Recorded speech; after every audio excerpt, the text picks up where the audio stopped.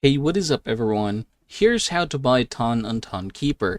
Now, in order for us to proceed, I've opened my Ton coin here or Ton wallet here.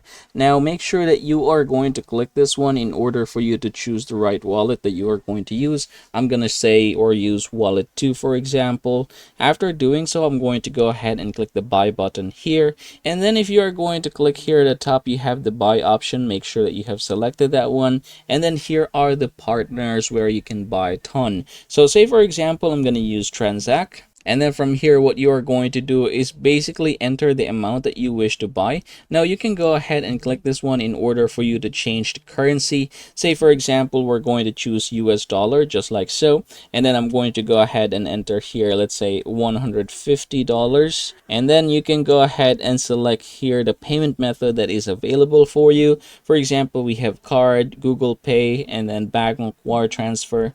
I'm going to use card payment for example. Now, here is the estimated Ton coin that you are going to receive, by the way. So in this case, it's 28.58. And then I'm going to go ahead and click buy now. Now, here you are going to go ahead and simply enter your email. So I'm going to go ahead and enter that and then click continue.